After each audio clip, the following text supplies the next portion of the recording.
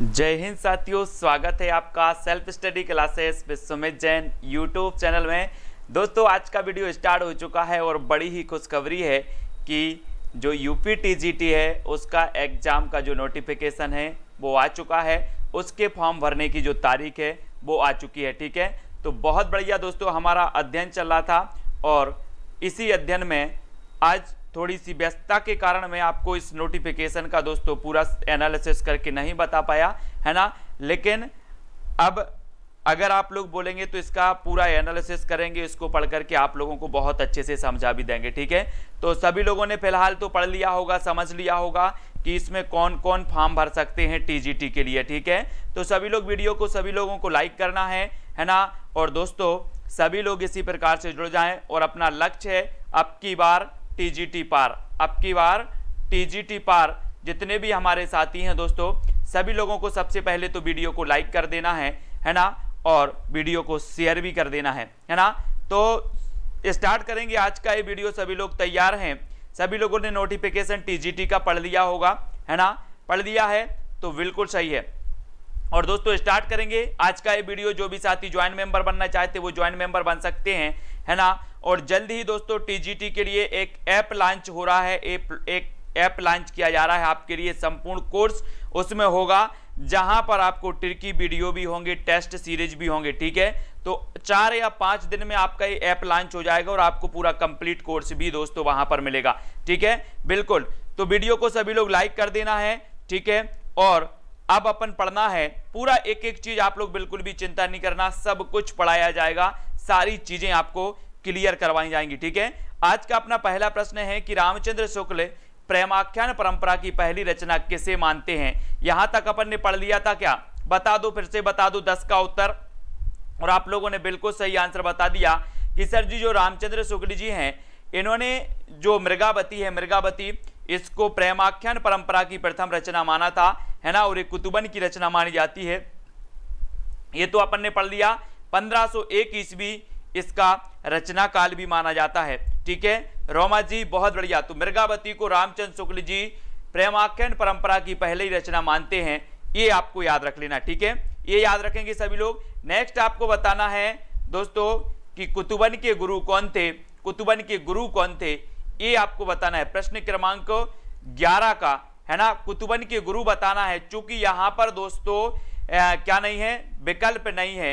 यहां पर दादू दिया था, शेख बुड़न, शेख सलीम या फिर सुंदर दास था। कुतुबन के गुरु बताना था हमें, है ना। कुतुबन के गुरु कौन है, अब आप लोग सभी लोग बताएंगे कौन है। प्रश्न क्रमांक 11 में कुतुबन के गुरु चयन करें सभी लोग। ऑप्शन यहां पर जो है वो ऑप्शन है नहीं है दोस्तों। और आपका ये 4 नंबर जो है, 4 नंबर का जो उत्तर होगा वो होगा शेख बुरहान। शेख बुरहान जो थे वो कुतुबन के गुरु थे, है ना। ये डी नंबर आपका बिल्कुल सही हो जाएगा, डी नंबर। हाँ, 1503 है, वेरी गुड। यहां पर 1501 दिया है, वो 1503 है मृगावती का, बिल्कुल सही।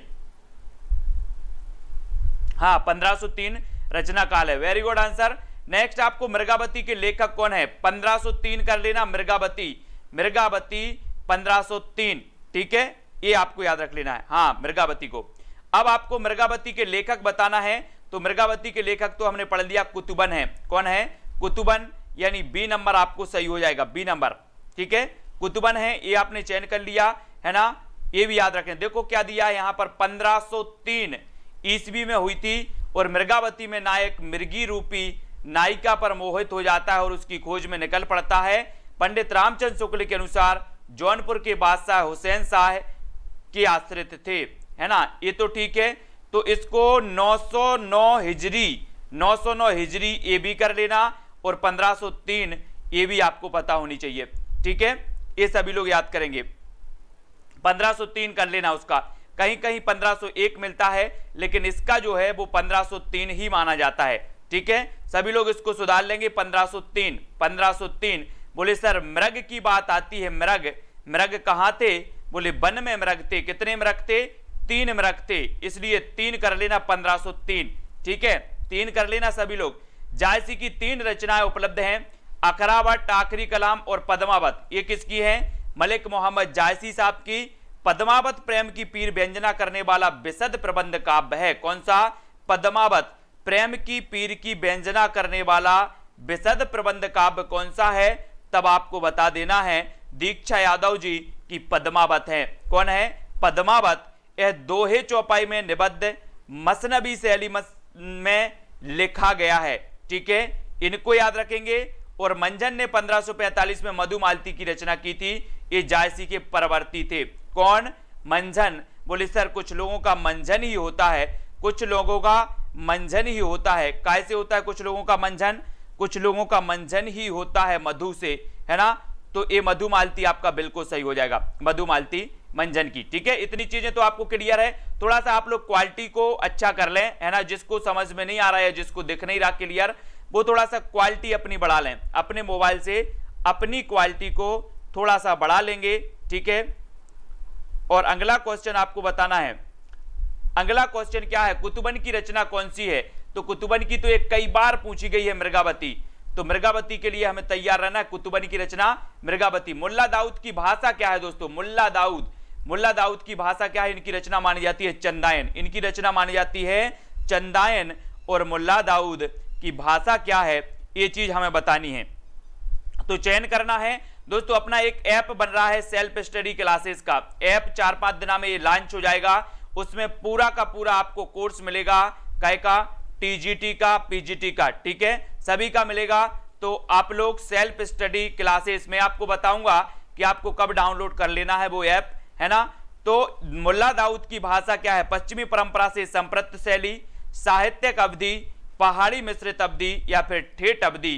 तो चयन करें जल्दी से। आपको मुल्ला दाऊद की भाषा क्या मानी जाती है? क्या मानी जाती है? असरत्ती जी बिल्कुल सही आंसर आया आपका। क्या मानी जाती है? ठेठ अवधि। ठेठ अवधि यानी कि आपका उत्तर हो जाएगा विकल्प number D. Monica ji D number सही होगा इसका। ठीक है, डी नंबर ठेठ अवधि। ठीक है, वेरी गुड, डी आपका सही होगा। फिर आपको यहां पर देखना है दोस्तों, क्या देखना है कि मुल्ला दाऊद की भाषा क्या है? ठेठ अवधि है। मुल्ला दाऊद की भाषा क्या है? ठेठ अवधि है। फास्ट तो नहीं हो रहा है? कमेंट में बता दो, फिर अपन स्लो स्लो पढ़ेंगे। थोड़ा फास्ट तो नहीं हो रहा है, जल्दी बताओ। मुल्ला दाऊद की काव्य कृतियों में बैसवाड़ी अवधि का प्रभाव स्पष्ट है। इनकी रचना में ठेठ, पूर्वी अवधि एवं अपभ्रंश का प्रयोग अधिक है। मुल्ला दाऊद अवधि के प्रथम कवि हैं और मुल्ला दाऊद ने सन 1379 में चंदायन की रचना, सूफी काव्य जो रचना है, सूफी काव्य की रचना है, इसकी रचना की थी। चंदायन को मुल्ला दाऊद ने प्रेम कथात्मक काव्य माना है। अगर आपसे पूछा जाए कि चंदायन जिसकी रचना 1379 ईस्वी में हुई थी, इसको आपको बताना है कि मुल्ला दाऊद ने क्या माना है, तो प्रेम कथात्मक काव्य इन्होंने बनाया। और यह प्रेम गाथात्मक काव्य पूरी तरह से चंदायन की रचना योजना से भिन्न सूफी काव्य परंपरा का ग्रंथ बन जाता है। तो आपको कितना याद रख लेना है? क्या याद रख लेना है कि 1379। ठीक है, इसको याद रखेंगे। हाँ, स्लो करें थोड़ा सा, बिल्कुल सही है। इनमें से जायसी की कौन सी रचना नहीं है? अब नहीं है आपको बताना है कौन सी नहीं है। आखिरी कलाम, अखरावट, चित्रावली या फिर पद्मावत। जायसी की रचना कौन सी नहीं है आपको चयन करना है, तब आपका उत्तर क्या हो जाएगा? उत्तर बताएंगे सभी लोग। जायसी, मलिक मोहम्मद जायसी साहब हैं, है ना। पद्मावत इनका अवधी भाषा में सूफी काव्य धारा का श्रेष्ठ महाकाव्य, प्रथम प्रमाणिक महाकाव्य, 57 इसमें खंड माने जाते हैं, 2 भागों में प्रकाशित है। ये भी आपको याद रख लेना है। कौन सा? पद्मावत। और जायसी की कौन सी रचना नहीं है? तो हमने पढ़ा कि सर आखिरी कलाम, पद्मावत और अखरावट ये तो हैं, लेकिन चित्रावली नहीं है। ये चित्रावली किसकी है? तो ये रचना मानी जाती है उस्मान की। किसकी है? चित्रावली उस्मान की है। बोले सर उसका चित्र अच्छा है, उसका चित्र अच्छा है, तो उससे हो जाएगा उस्मान और चित्र से हो जाएगा चित्रावली। तो उसका चित्र अच्छा है, ये याद रखना है। कौन सी रचना जायसी कृत नहीं है? ये कई बार पूछा गया। तो देखो यहां पर मधुमालती दे दिया गया, ये मंझन की मधुमालती है। अखरावट जायसी की, पद्मावत जायसी की, आखिरी कलाम ये भी जायसी की रचना है। ठीक है, ये भी आपको याद रख लेना है ना। अर्चना जी, मधुमालती के रचनाकार कौन है? प्रश्न क्रमांक 18 में हमें चयन करना। मंझन है, कुतुबन है, मुल्ला दाऊद है या फिर जायसी। हाँ, 1613 उस्मान का चित्रावली की 1613 माना जाता है। प्रमोद कुमार जी बहुत बढ़िया, 1613। अपन बोलते ना कि तेरा चित्र अच्छा है, तेरा चित्र अच्छा है, तो तेरा इसका 1613 रचना काल हो जाएगा। उसका चित्र अच्छा है, कितना, किसका, उसका, ठीक है। तो उस्मान की रचना, तेरा चित्र अच्छा है, तो 1613 रचना काल इसका माना जाएगा, ठीक है। मधुमालती के रचनाकार कौन है? मधुमालती आपको बताना है कौन है इसके रचनाकार, प्रश्न क्रमांक 18 में। और 18 में जो उत्तर दिया है मंझन, बोले सर किसी किसी का मंझन तो मधु से होता है, मधु से होता है, तो मंझन, मंझन कैसे होता है? मधु से, तो ये मंझन की रचना हो जाएगी, है ना। और मधुमालती 1545 ईस्वी की रचना काल मंझन है। इसमें अवधी भाषा एवं दोहा चौपाई का प्रयोग हुआ और नायक नायिका के प्रथम दर्शन जन्य प्रेम के साथ साथ पूर्व जन्य प्रणय संस्कारों की महत्ता इसमें दिखाई देती है, ठीक है। तो सभी लोग लाइक जरूर ठोक देना दोस्तों। और सूफी काव्यधारा की रचनाएं मैंने बिल्कुल व्यवस्थित होके आपको एक एक रचनाएं बिल्कुल क्रमबद्ध बताई हैं। आप सर्च कर लेना जरा, सेल्फ स्टडी क्लासेस सूफी काव्यधारा, आपको पूरा वीडियो मिलेगा, विथ ट्रिक के मिलेगा और विथ सन और क्रमबद्ध मिलेगा, ठीक है। तो आप लोग सर्च कर लेना, जिसको नहीं मिली हो, पूरी चीज मैंने सूफी काव्यधारा की आपको बताई है। मधुमालती की रचना किसने की? ये तो कई बार पूछा गया क्वेश्चन है दोस्तों, मधुमालती, है ना। सूफी मत में वर्णित साधक की 4 अवस्थाओं शरीयत, तरीकत, मरीफत, हकीकत की भारतीय भक्ति मार्ग के साथ सही क्रम में संगति कीजिए। 20 का अंतर जल्दी से बताना है। हिंदी, संस्कृत तथा बीए में ओनली हिंदी है। आप विशाल साहू जी, मैं इसका अध्ययन करके और अभी एक वीडियो आपको प्रेषित करूंगा, वो आप देख लेना। मैंने खुद अध्ययन नहीं कर पाया आज व्यस्तता के कारण, आपके जो टीजीटी का जो नोटिफिकेशन है उसका अध्ययन भी नहीं किया है। चलिए तो आगे बढ़ेंगे, है ना। और नंबर चल रहा है व्हाट्सएप नंबर, तो आप कोई भी कहीं डाउट लगता है तो आप व्हाट्सएप पर मैसेज जरूर डाला करें। जब हमें लगता है कि जब हम फ्री होते हैं तो आपका मैसेज जरूर देखते हैं, आपका उत्तर जरूर देते हैं, ठीक है।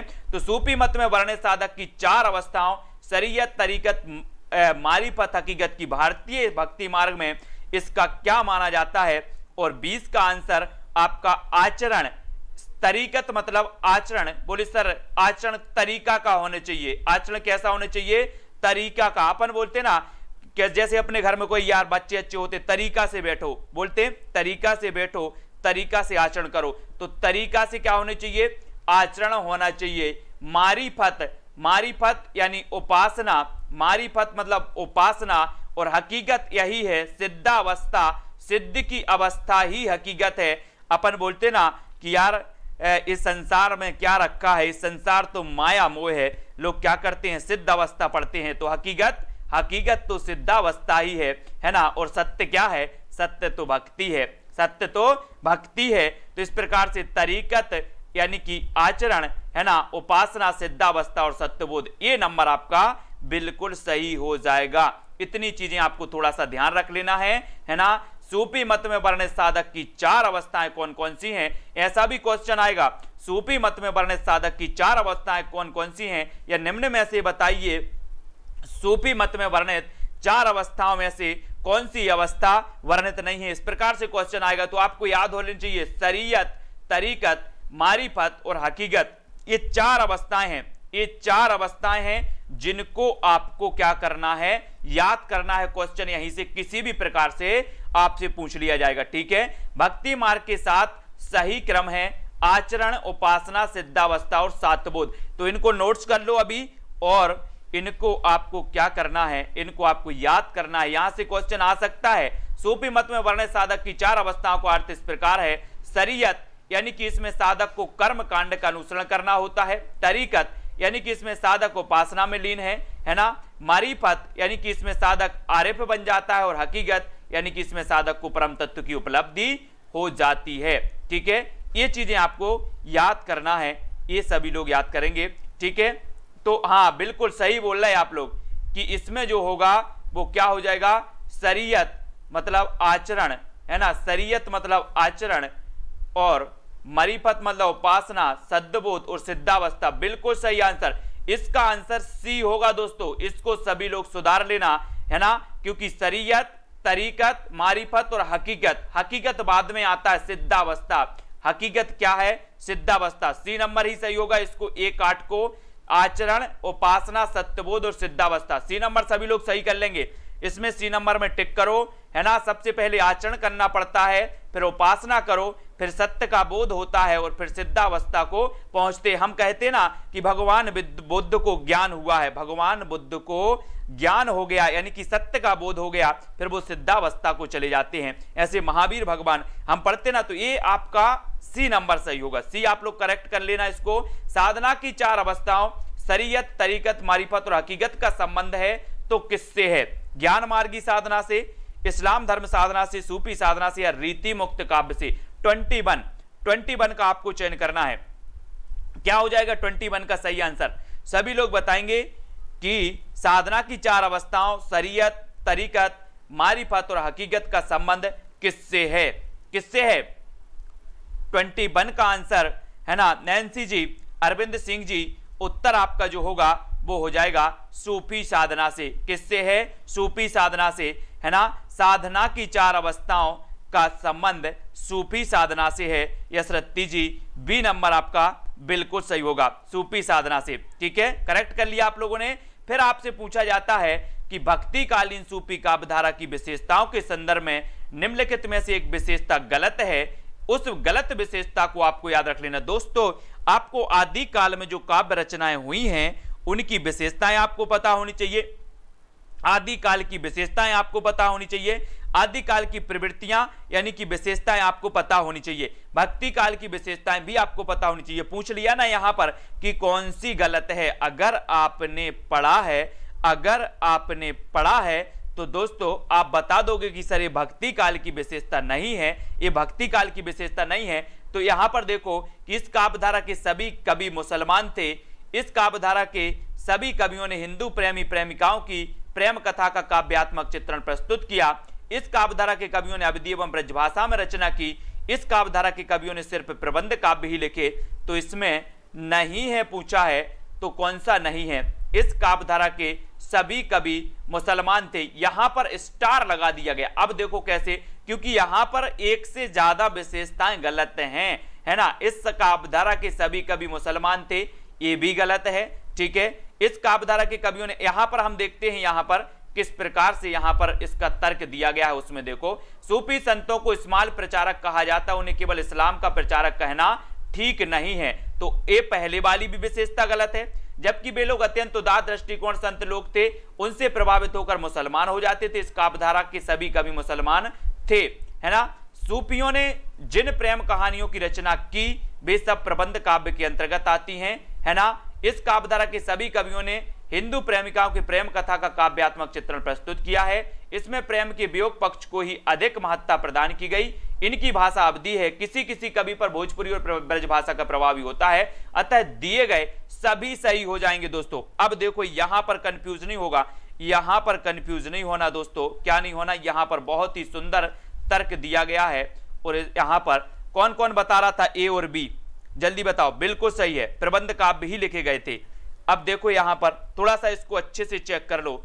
इस काव्यधारा के सभी कवि क्या थे? मुसलमान थे। तर्क दिया गया है कि मुसलमान नहीं थे, लेकिन जो इस काव्यधारा में आ जाते थे वो मुसलमान बन जाते थे। इस प्रकार से एक काव्यधारा थी कि इस काव्यधारा के सभी कवि मुसलमान थे। ठीक है, सही हो जाएगा विशेषता। इस काव्यधारा के सभी कवियों ने हिंदी प्रेमिकाओं की प्रेम कथा का काव्यात्मक चित्रण प्रस्तुत किया, ये भी सही हो गया। इस काव्यधारा के कवियों ने अवधी ब्रज भाषा में रचनाएं की, ये भी सही हो गया। और इस काव्यधारा के कवियों ने सिर्फ प्रबंध काव्य लिखे, ये भी हो गया। तो आपको ये नहीं बोलना आपके चारों विकल्प सही है ना। इस काव्यधारा के सभी कवि मुसलमान थे, ये भी सही है, ये भी सही है ना। ए बी और ए बी ये सभी सही है। यहां पर तर्क भी प्रस्तुत किया गया। निकिता जी, यहां पर तर्क क्या दिया गया है कि हाँ, इस्लाम के प्रचारक कहा जाता, उन्हें केवल इस्लाम का प्रचारक कहना ठीक नहीं है। जबकि वे लोग अत्यंत उदार दृष्टिकोण के संत थे, लोग उनसे प्रभावित होकर मुसलमान हो जाते थे, लोग उनसे प्रभावित होकर मुसलमान हो जाते थे। इस काव्यधारा के सभी कवि क्या थे? मुसलमान थे। ठीक है, बिल्कुल सही। यहां पर आपका जो भी डाउट था वो क्लियर हो गया होगा, है ना। सूफी काव्यधारा के प्रमुख कवि थे कौन? जायसी, कुतुबन, मंझन, उस्मान, शेख नबी, कासिम शाह, नूर मोहम्मद। ये क्या थे दोस्तों? इसके प्रमुख कवि थे। अब आपसे पूछा जाएगा हाँ, वेरी गुड मोनिका जी। अब आपसे पूछा जाएगा कि निम्न में से बताइए कौन सूफी काव्यधारा का कवि नहीं है या सूफी काव्यधारा का कवि है। तो आपको याद होने चाहिए जायसी, कुतुबन, मंझन, उस्मान, शेख नबी, कासिम शाह और नूर मोहम्मद, ये माने जाते हैं दोस्तों सूफी काव्यधारा के। इनको थोड़ा सा अच्छे से आपको याद करना है, ठीक है। सूफी काव्यधारा को प्रेमाख्यान काव्यधारा भी कहा जाता है। सूफी धारा काव्य फारसी की मसनबी शैली में लिखे गए। सूफी मत के अनुसार ईश्वर एक है ना, आत्मा उसी का अंश है। यद्यपि कवियों का ज्ञान स्वाध्याय द्वारा अर्जित ना होकर सुना सुनाया अधिक है। सूफी कवियों का मुख्य केंद्र क्या था? अवध। सूफी कवियों का मुख्य केंद्र क्या था? अवध। सूफी कवियों का मुख्य केंद्र था दोस्तों अवध। ये सभी को क्लियर है यहां तक? किसी को कोई डाउट तो नहीं अभी तक? अगर किसी को कोई डाउट हो तो वो अभी भी बता सकते हैं, व्हाट्सएप पर भी बता सकते हैं, कहीं भी आप अपनी स्वयं की पढ़ाई कर रहे हैं और उसमें भी कोई आपको डाउट लगता है तो आप उसकी फोटो खींचो, व्हाट्सएप पर प्रेषित करो कि सर इसमें मुझे डाउट लग रहा है। मैं जैसे ही फ्री हूंगा व्हाट्सएप चेक करूंगा और आपका जवाब जरूर दूंगा, ठीक है। तो कहीं भी आपको लगता है वो जरूर बताया करो। और जायसी किस धारा के कवि थे? एक आसान सा क्वेश्चन आपसे पूछा गया तो बोले सर ये प्रेमाख्यानिक काव्यधारा, जिसे प्रेमाश्रयी काव्यधारा भी कहा जाता है, सूफी काव्यधारा भी कहा जाता है, यानी बी नंबर आपका बिल्कुल सही होगा। बी नंबर आपका सही हो जाएगा, ठीक है। यहां पर आपको बताना है कि सूफी मुक्तक काव्य का प्रथम रचयिता इनमें से कौन सा कवि था? सूफी मुक्तक काव्य का प्रथम रचयिता इनमें से कौन सा कवि था? सूफी मुक्तक काव्य का। अब यहां पर थोड़ा सा आपको क्या करना है, यहां पर डाउट में नहीं लेना है। यहां पर उत्तर सही दिया है अमीर खुसरो, प्रथम रचयिता।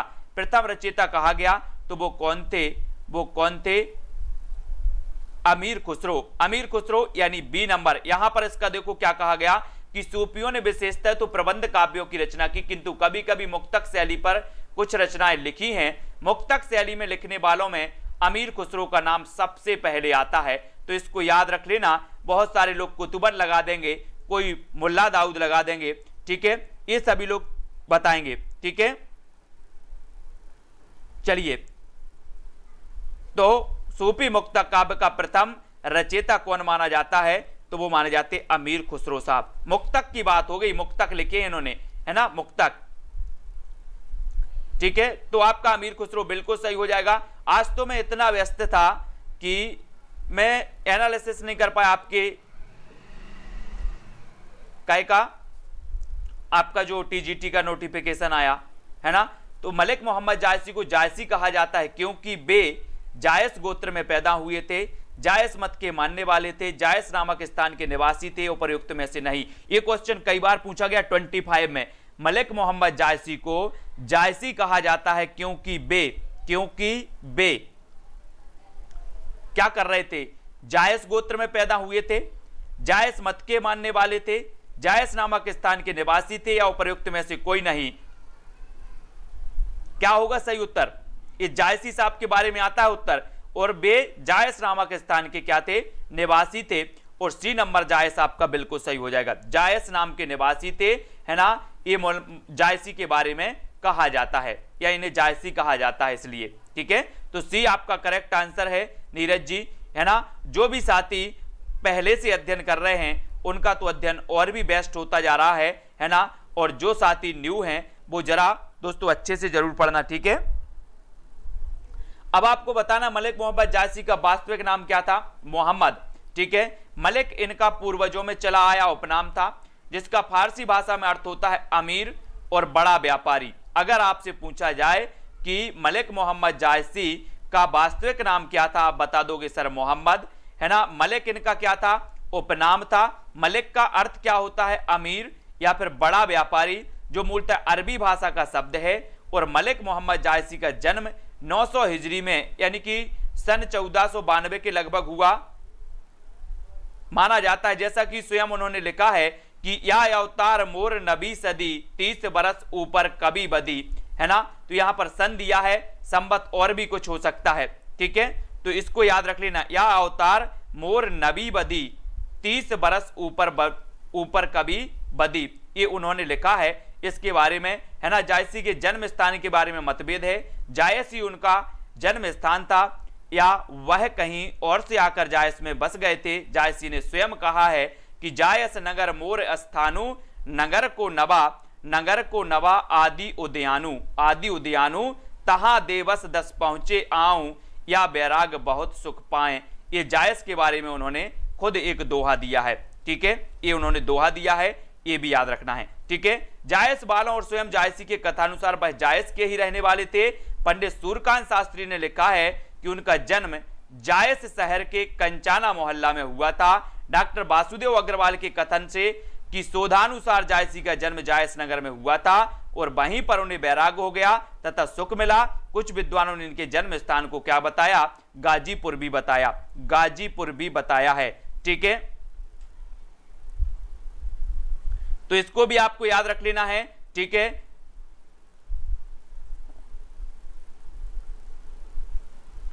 फिर यहां पर आपको बताना है कि मलिक मोहम्मद जायसी की प्रमुख रचनाएं कौन कौन सी है। देखो, अखरावट, पद्मावत, आखिरी कलाम, चित्ररेखा, कहरनामा और मसला, है ना, ये हैं।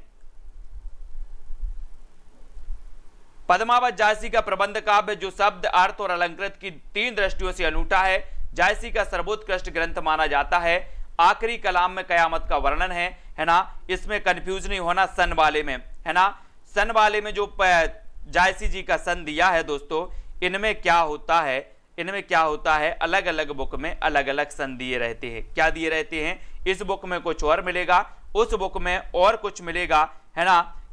मुझे एक चीज बताई थी किसने, डॉक्टर विवेक शंकर जी ने। जब उनसे बात हुई तो उन्होंने कहा था कि सर सन की अगर बात करूं तो एक लेखिका थी, वो जीवित थी और उनके सन के बारे में, उनके जन्म के बारे में 2 जगह अलग अलग नाम मतलब सन पढ़ा था। तब मैंने उनको खुद फोन लगा कर पूछा कि आपका जन्म कब हुआ, तो उन्होंने बताया था कि मुझे खुद पता नहीं है, मुझे कुछ पता नहीं है, जहां जो लगे डालो, है ना, जहां अच्छा लगे, जो सुटेबल लगता है वो डाल दो, इस प्रकार से।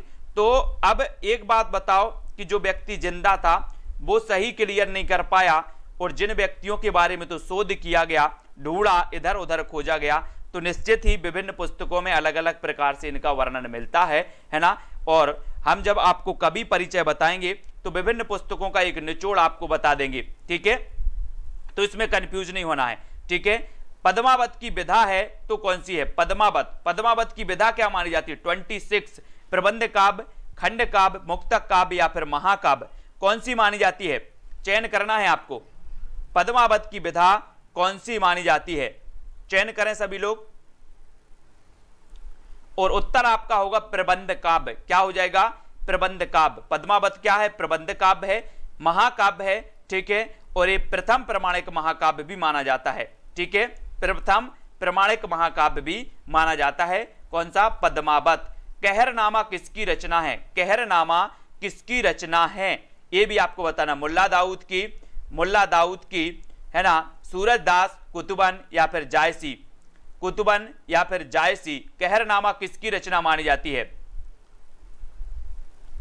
27 को आपको बताना है ना।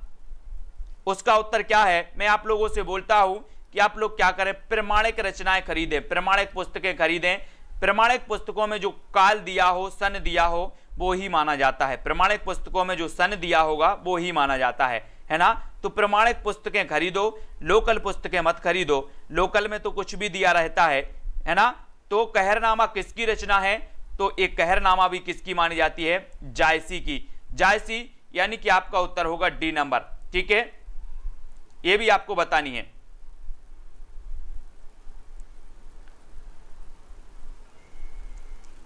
अब आपको यहां पर डी नंबर जायसी बिल्कुल सही हो जाएगा, ठीक है, जायसी। फिर आपको यहां पर आना है, यहां पर जाएंगे। फिर कयामत का वर्णन जायसी द्वारा रचित काव्य में हुआ है। कयामत का वर्णन एक आंख वाला काना कहा जाता है, कुरैशी जी, बहुत बढ़िया, है ना। कयामत का वर्णन जायसी द्वारा रचित काव्य में हुआ है 28। अकरावट में, आखिरी कलाम में, पद्मावत में या किसी में नहीं। हाँ यशरत्ती जी, बिल्कुल।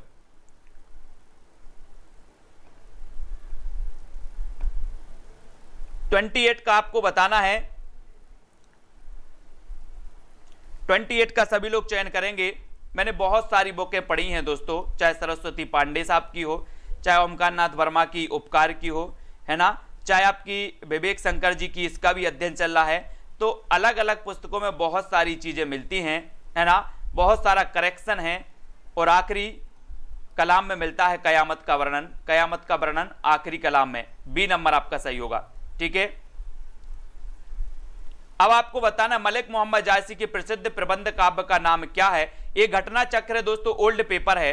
ओल्ड पेपर मतलब जो आपकी उसमें माना जाता है, काय में आपकी आंसर शीट में माना जाता है, वो उत्तर यहां पर दिया जाता है ना। जो आंसर शीट में माना जाता है ओल्ड पेपर से संबंधित हैं। जो प्रश्न टीजीटी, पीजीटी, डीएसएसबी, केबीएस में आए हुए प्रश्न हैं, उन प्रश्नों को आज हम पढ़ रहे हैं यहां पर। मलिक मोहम्मद जायसी के प्रसिद्ध प्रबंध काव्य का नाम क्या है, प्रबंध काव्य का। और प्रबंध काव्य का नाम तो आपको पता है कि ये पद्मावत है। ये पद्मावत भी कई बार पूछा गया है। अखरावट काव्य कृति ये भी जायसी की है। जायसी के सर्वोत्कृष्ट ग्रंथ का नाम भी क्या है, पद्मावत है। बिल्कुल सही है। अब पद्मावत एक क्या है, एक त्रासदी है, एक मुक्तक काव्य है, गेय काव्य है, या फिर आत्म वक्तव्य है, ये बताना है आपको।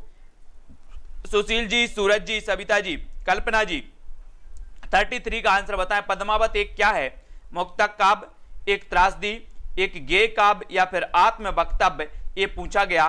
तो पद्मावत बोला गया कि एक त्रासदी है। क्या है, त्रासदी, ठीक है। इसके बारे में तर्क देखो क्या दिया है। तर्क देखते हैं यहां पर कि मलिक मोहम्मद जायसी द्वारा पद्मावत की रचना 1540 ईस्वी में की गई। पद्मावत अवधी भाषा में लिखा गया। चूंकि पद्मावत एक प्रेमाख्यान प्रबंध काव्य है जिसमें चित्तौड़ के राजा रत्नसेन तथा सिंहल की राजकुमारी पद्मावती के विवाह विवेहेतर जीवन चित्रण मार्मिक रूप से हुआ है, इसलिए इसे एक त्रासदी माना जाता है। इसलिए इसे क्या माना जाता है, एक त्रासदी। तो त्रासदी लगा देना सब लोग, नहीं तो और कुछ लगा दो, मुक्तक या कुछ भी। त्रासदी नोट्स कर लो। पद्मावत को कौन सा माना जाता है, एक त्रासदी। पद्मावत क्या माना जाता है, एक त्रासदी। पद्मावत को एक रूपक काव्य भी माना जाता है। इसे खंडों में विभक्त किया गया। इसे नायक नायिकाओं प्रतीकों के रूप में इस प्रकार है। यहां पर देखो, यहां पर इसके नायक नायिका भी दिए हैं, यानी कि पात्र दिए हैं। तो इसे त्रासदी माना जाता है, ये तो क्लियर है। यहां पर देखो, इसकी पद्मावती ये बुद्धि या परमात्मा का प्रतीक है। ये क्वेश्चन यहां से बनते हैं, पद्मावत में पद्मावती किसका प्रतीक है, बुद्धि का, परमात्मा का प्रतीक है। चित्तौड़ शरीर का प्रतीक है। रत्नसेन मन का प्रतीक है, ठीक है। सिंघल द्वीप हृदय का प्रतीक है, ये भी याद रख लेना है, ठीक है। राघव चेतन शैतान का प्रतीक है। अलाउद्दीन माया का प्रतीक है। नागमती संसार का प्रतीक, और हीरा मनतोता गुरु का प्रतीक है। ये प्रतीक आप लोग याद करेंगे, इनको रटना है, ठीक है, इनको याद करना है। आपसे सीधा सा पूछा जाएगा कि पद्मावती में रत्नसेन किसका प्रतीक माना जाता है, किसका प्रतीक माना जाता है रत्नसेन, मन का प्रतीक। किसका माना जाता है, मन का। इसको नोट्स करना है, ये पूछे जाएंगे आपसे, इनको याद करना है। दोस्तों वो चीज आपको समझनी है, क्या पढ़ना है और क्या नहीं पढ़ना है, इतनी चीज आपको समझ में आनी चाहिए, नहीं तो पता चला कि आप कुछ भी पढ़ रहे हैं, है ना। इसलिए थोड़ा सा विवेक से समझ के, सब कुछ समझ के पढ़ना है बहुत अच्छे से। पद्मावत के रचयिता तो आपको पता ही है, ठीक है, जायसी साहब। और पद्मावत किस भाषा में लिखा गया, तो पद्मावत से विभिन्न प्रकार के क्वेश्चन पूछे जाते हैं, विभिन्न प्रकार के क्वेश्चन पद्मावत से पूछे जाते हैं। इसलिए पद्मावत का अध्ययन आपको बहुत अच्छे से करना है ना। पद्मावत का एक अलग से पेज बना लेना, अगर आप नोट्स बनाओ तो पद्मावत में आप लिखोगे इसका रचना काल क्या है, इसके लेखक कौन माने जाते हैं, ठीक है, और इसके दोस्तों कौन कौन क्या है, कितने खंड हैं, कितने भागों में ये प्रकाशित है, ठीक है, किस प्रकार से। तो पद्मावत के बारे में बहुत अच्छे से पढ़ना है, बहुत क्वेश्चन पूछे जाते हैं इसमें, ठीक है। पद्मावत किस भाषा में लिखा गया, तो ये अवधी भाषा में लिखा गया। ये नंबर आपका सही हो जाएगा, ठीक है, ए नंबर। पद्मावत किस भाषा में लिखा गया, ये भी कई बार पूछा गया। यहां पर पूछ लिया गया टीजीटी 2011 में, यहां नवोदय विद्यालय में पूछ लिया गया, मतलब बहुत इंपॉर्टेंट है। पद्मावत के अनुच्छेदों का नाम क्या है, अनुच्छेदों का नाम क्या है, ये बहुत ही बढ़िया और इंटरेस्टेड प्रश्न है, आईएमपी प्रश्न है ना, जो कम लोगों पे बनेगा ये क्वेश्चन, है ना। तो आपको बताना है पद्मावत के अनुच्छेदों का नाम क्या है, सर्ग, कांड, खंड या फिर अंक। क्या है साथियों 37 में, सभी लोग बताएंगे और बोले सर इसे छंद की बात करें तो पद्मावत के अनुच्छेदों का जो नाम है वो नाम है खंड, है ना। और कितने खंड हैं इसमें? 57 खंड हैं और 2 भागों में ये प्रकाशित है, ये भी याद रख लेना। खंड कितने हैं? 57, ये भी याद रखेंगे। ठीक है, पद्मावत के बारे में, पद्मावत को अच्छे से पढ़ना है, एग्जाम कोई भी हो पद्मावत से पूछा ही जाता है। ठीक है, पद्मसेन में रत्नसेन किसका प्रतीक है? देखो आ गया ना क्वेश्चन, नवोदय विद्यालय प्रवक्ता परीक्षा 2014 में पूछा गया कि पद्मावत में रत्नसेन किसका प्रतीक है? किसका प्रतीक है दोस्तों? रत्नसेन। रत्नसेन बताना है, रत्नसेन बताना है यहां पर 38 का आंसर सभी लोग बताएंगे। ठीक है, तो ये रत्नसेन याद रखेंगे, मन का प्रतीक है। रत्नसेन काय का प्रतीक है? मन का। मन का यानी ए नंबर 38 में ए नंबर आप लगा देना, बिल्कुल सही है राजेश मौर्य जी, है ना। पद्मावत में जो रत्नसेन है वो काय का प्रतीक है? रत्न। हमारा मन कैसा है, कैसे याद रखोगे? हमारा मन तो बोले सर रत्न है, रत्न, है ना। हमारा मन तो रत्न है, अब जिस पर आ जाए। ठीक है, तो याद रख लेना ये हमारा मन क्या है? रत्न है। तो रत्नसेन किसका प्रतीक होगा? मन का होगा। किस किस का मन रत्न है? जल्दी से कमेंट में लिख दो, सभी लोग बताएंगे कि सर मेरा मन रत्न है। कभी टीजीटी एग्जाम पर टिक जाता है, पल में दिल्ली पहुंच जाता है, पल में यूपी, पल में एमपी पहुंच जाता है, पल में सर की क्लास में भी लग जाता है। हमारा मन तो रत्न है, रत्न। तो रत्नसेन मन का प्रतीक है। पद्मावती में पद्मनी प्रतीक है, किसका प्रतीक है? पद्मिनी बता दो, साधक का, परम सत्ता का, शैतान या प्रकृति का, यानी कि 39 का बताना। ये पूरे प्रतीक भी याद करवा दूंगा आपको ट्रिक से, कभी नहीं भूल पाओगे, है ना।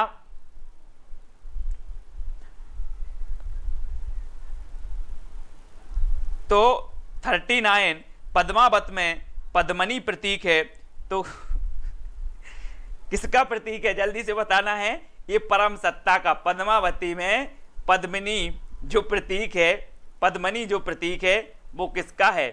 किसका है? सबके अपने अपने मन क्या है? रतन है, रतन। अपने अपने मन रतन है। ये परम सत्ता का प्रतीक है। पद्मावत में पद्मिनी, है ना, पद्मनी। और आपको पता है कि रत्नसेन की पत्नी थी पद्मिनी, है ना। और पता है कि घर में सत्ता चलती है पत्नी की। किसकी चलती है? पत्नी की। तो ये पद्मिनी पत्नी थी, तो सत्ता किसकी चलेगी? किसकी चलेगी? जल्दी से बताओ। बोले सर सत्ता तो चलेगी किसकी? पद्मिनी की चलेगी। तो ये पद्मिनी किसकी प्रतीक होगी? सत्ता, परम सत्ता। बोले सर परम सत्ता तो चलती है, किसकी चलती है? तो ये परम सत्ता याद रख लेना, सत्ता चल रही है पद्मिनी की। इनमें से कौन सी कृति जायसी की अक्षय कीर्ति के आधार पर रची गई है? प्रश्न क्रमांक 40। पद्मावत, अखरावत, आखिरी कलाम या उपर्युक्त सभी।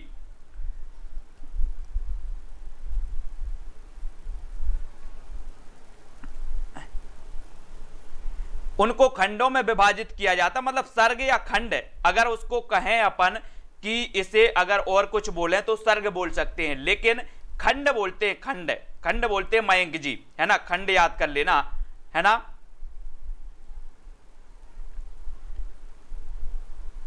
तो कृति जायसी की अक्षय कीर्ति के आधार पर रची गई, तो कौन सी रची गई? पद्मावत, है ना। कौन सी रची गई? पद्मावत। ये कौन सी कीर्ति? जायसी की अक्षय कीर्ति, अक्षय कीर्ति के आधार पर रची गई कौन सी? पद्मावत, है ना। इसका क्षय नहीं होता पद्मावत का, पढ़ते हैं लोग बहुत अच्छे से क्षय, तो पद्मावत आपका सही होगा। ठीक है, फिर यहां पर देखें जायसी ने 3 पुस्तकें लिखी, पद्मावत, अखरावत, आखिरी कलाम।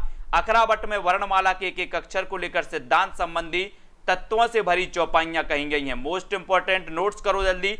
वर्णमाला के एक एक अक्षर को लेकर के अखरावत में, अखरावत मतलब अक्षर बोलते हैं ना अपन, अक्षरावत, अक्षरा या अखरा। ठीक है, इस पुस्तक में ईश्वर, सृष्टि, जीव, ईश्वर, प्रेम आदि विषयों पर विचार प्रकट किए गए।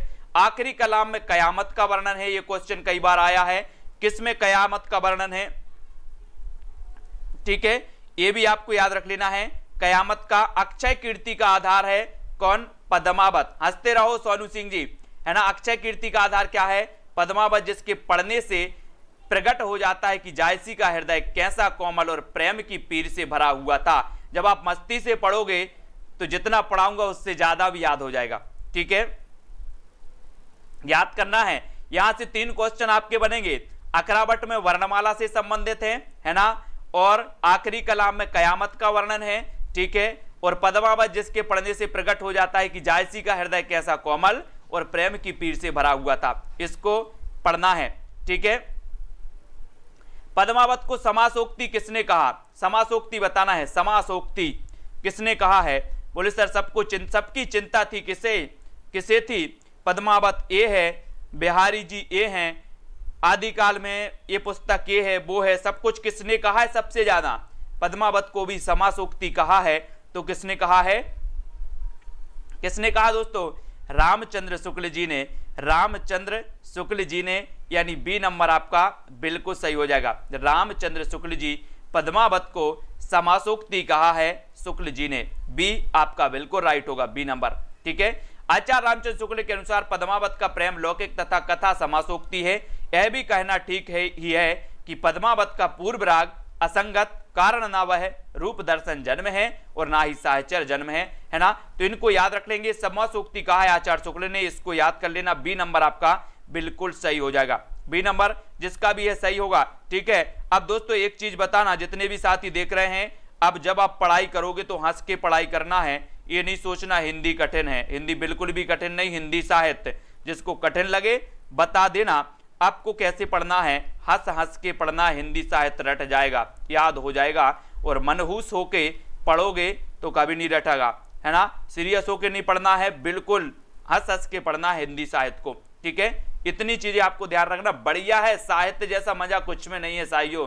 आप सौभाग्यशाली हैं कि आप साहित्य पढ़ रहे हैं। छार उठाए लीन एक मुट्ठी, दीन उड़ाई पृथ्वी झूठी, यह पंक्ति किस ग्रंथ से ली गई है? 42 का उत्तर, 42 का उत्तर आपको चयन करना है। छार उठाए लीन एक मुट्ठी, दीन उड़ाई पृथ्वी झूठी, इसका उत्तर क्या? ये पंक्ति कहां से ली गई है? कहां से ली गई? उत्तर हो जाएगा आपका पद्मावत से। कहां से ली गई? पद्मावत, यानी ए नंबर आपका सही होगा। छार उठाए लीन एक मुट्ठी, दीन उड़ाई पृथ्वी झूठी। ठीक है, तो एक नंबर आपका बिल्कुल सही है। ठीक है, उपर्युक्त पंक्ति मलिक मोहम्मद जायसी कृत पद्मावत से ली गई है। अलाउद्दीन की सेना कुंभल नेर के दुर्ग पर आक्रमण करती है तो अलाउद्दीन को केवल निराशा ही हाथ लगती है। वह कह उठता है कि यह संसार कैसा है, झूठा है। यह संसार कैसा है, झूठा है। सांतरस की प्रवृत्ति, सांतरस हो गया ना, यहां पर सांतरस आ गया। वैराग्य की भावना जागृत हो गई कि संसार झूठा है, सब माया मोह माया है ना। तो आप लोगों के अंदर आती है कभी कभी सोचते हो कि नहीं? सोच लिया करो, ये संसार तो सब मोह माया है। किस कवि ने सिर्फ अवधी भाषा में ही रचना की है? अवधी, सिर्फ अवधी कहा गया तो किसने की है? ऐसा क्वेश्चन भी आता है। और बोले सर कबीर की भाषा को साधुकड़ी तो रामचंद्र शुक्ल ने कह दिया, पंचमेल खिचड़ी श्याम सुंदर ने कह दिया, है ना। लेकिन यहां पर पूछा गया है, ठीक है, कि जो अवधी भाषा में ही रचना है वो की है किसने? जायसी ने। जायसी, यानी डी नंबर आपका जायसी बिल्कुल सही होगा, है ना। इन्होंने सिर्फ अवधी भाषा में की है ना। और अवधी और पूरब हिंदी के अंतर्गत, इसलिए जायसी ने अपनी रचना सिर्फ अवधी भाषा में की। और जायसी भक्ति काल के निर्गुण प्रेमाश्रय शाखा के कवि माने जाते हैं। आगे चित्रावली, चित्रावली को बताना है। चित्रावली, तेरा चित्र अच्छा है ना, तेरा चित्र अच्छा है। कंपटीशन चल रहा था, है ना, क्या लड़कों और लड़कियों का कंपटीशन चल रहा था। बोले सर तेरा चित्र अच्छा है, तेरा चित्र अच्छा है तो 1613, है ना। और बोले उसका चित्र अच्छा है, उसका चित्र अच्छा है तो क्या हो जाएगा? उसका है तो उस्मान, तेरा है तो 1613। ठीक है, और ये उस्मान की रचना चित्रावली।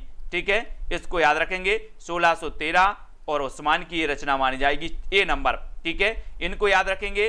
और इसमें चित्रावली में चौपाई की 7 अर्धालियों, चौपाई के 2 चरणों को अर्धाली कहते हैं, के पश्चात एक एक दोहे का प्रयोग किया गया। शेख नबी की रचना ज्ञानदीप है। शेख नबी की रचना क्या है? ज्ञानदीप।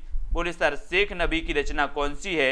ये शेख नबी हैं। यहाँ आया नबी, और नबी क्या प्राप्त करना है हमें? आप लोग टीजीटी के एग्जाम की तैयारी कर रहे हैं, बोले सर हमें नबी नबी ज्ञान प्राप्त करवाओ। क्या प्राप्त करवाओ? नबी नबी क्या ज्ञान।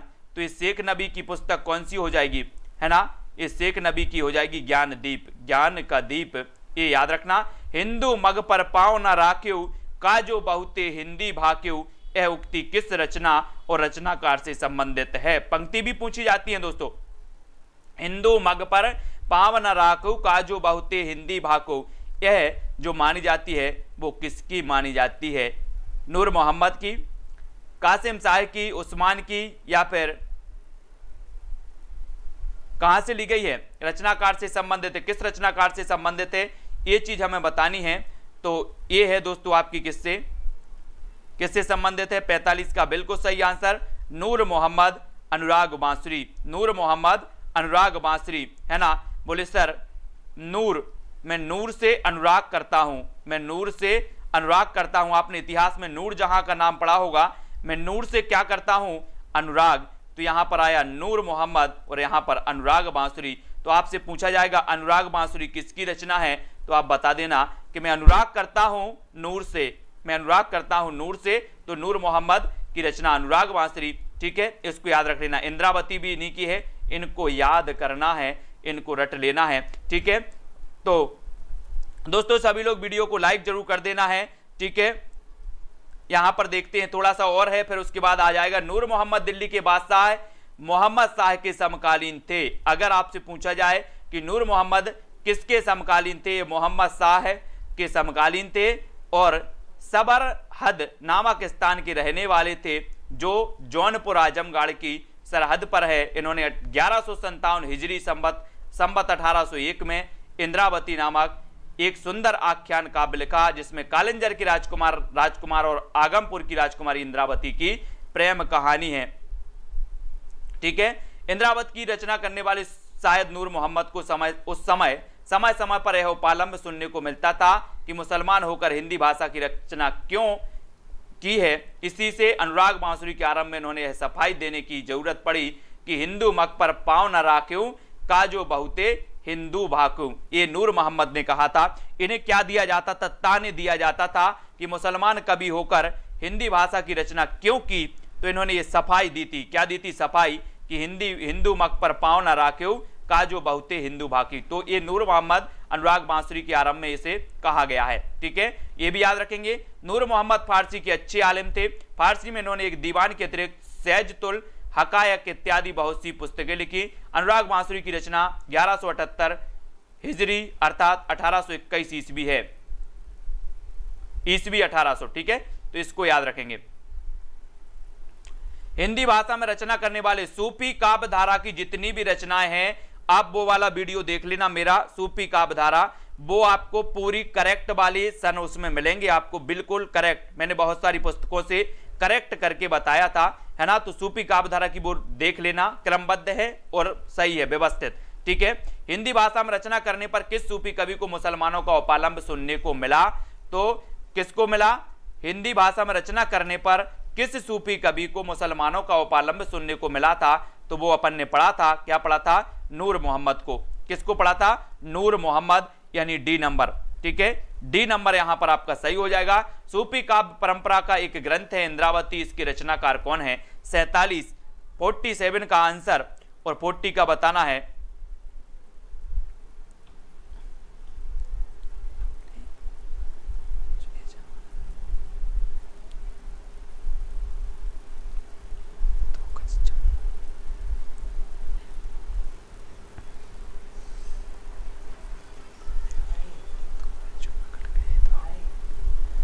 इंद्रावती इसके रचनाकार हैं तो नूर मोहम्मद, है ना। डी नंबर आपका बिल्कुल सही होगा।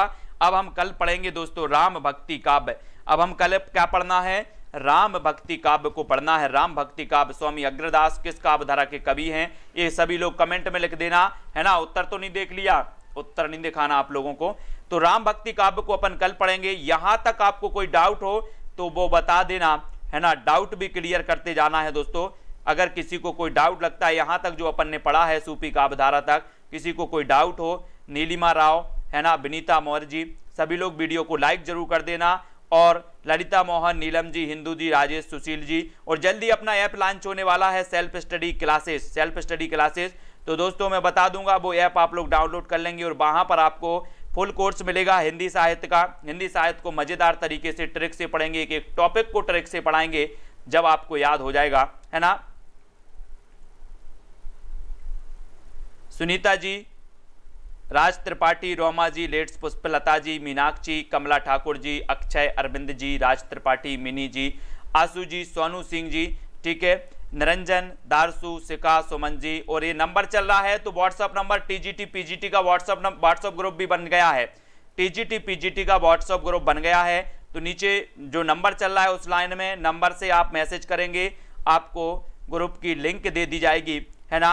तो कुलदीप जी, रीना, राज ठाकुर, कल्पना जी, अनीता जी, आरती सिंह जी, ठीक है, और पुष्पलता, रोमा जी, ठीक है, सोनू, बहुत बढ़िया, लालदास जी, सभी को धन्यवाद दोस्तों। इसी प्रकार से सभी लोग जुड़े रहेंगे। आप किसी भी एग्जाम की तैयारी कर रहे हैं, हिंदी साहित्य को बिल्कुल कठिन नहीं लगेगा। जिसको रचनाएं नहीं होती टेंशन छोड़ दो, है ना। जिसको याद नहीं होता वो बिल्कुल भी टेंशन छोड़ देना, हिंदी साहित्य वाले सबको याद हो जाएगा। सिर्फ लगातार आपको वीडियो देखते रहना है, हमसे जुड़े रहना है। तो आपको कुछ नहीं करना है, सिर्फ आपको बैठना है घर पर और वीडियो देखना है, कमेंट करना है, मस्ती से पढ़ना है, ठीक है। सारी चीजें याद हो जाएंगी, सारी चीजें अपन याद करेंगे। सभी लोग साथियों वीडियो को लाइक कर देना और शेयर भी आपको कर देना है, ठीक है। रितु क्वीन जी, यस रत्ती साहब जी, रोमा, जस कौर, अखिलेश जी मौर्य, ठीक है, और संजीता ठाकुर जी, जैस कौर, रीना जी, कुरैशी जी, सभी को धन्यवाद दोस्तों। सभी लोगों को वीडियो को लाइक और अपने मित्रों तक शेयर करना है। अपनी ये क्लास यथावत चलेगी, अपनी 9 बजे वाली क्लास तो यथावत चलेगी, हमेशा चलेगी, ठीक है, ठीक है। व्हाट्सएप पर कर देना यार, बहुत सारे क्या है क्लास चलती है, इस समय भी कॉल आ जाते हैं, क्लास के समय भी बहुत सारे कॉल आ जाते हैं। तो व्हाट्सएप पर मैसेज कर दिया करो, थोड़ा सा अगर एक बार ना देख पाऊँ तो दोबारा कर दिया करो, क्योंकि बहुत सारे मैसेज भी आ जाते हैं। अब आप लोग तो समझते हैं, है ना। तो आप लोग बिल्कुल भी बुरा मत माना करें कि सर नहीं देख पाते। एक बार अगर नहीं देखा तो आप लोग दोबारा मैसेज जरूर किया करें, ठीक है। मैं जरूर आप लोगों के मैसेज देखने का, पूरा मैसेज देखने को दोस्तों मैं करता हूं कि आप तक सीधे जुड़ें, है ना, सीधे जुड़ें, ठीक है। और वीडियो को सभी लोग लाइक कर देना और शेयर जरूर कर देना अपने मित्रों तक दोस्तों। आज के लिए बस इतना ही। हम तो जाते अपने गाँव, सबको राम राम राम, ठीक है। तो सबको राम राम।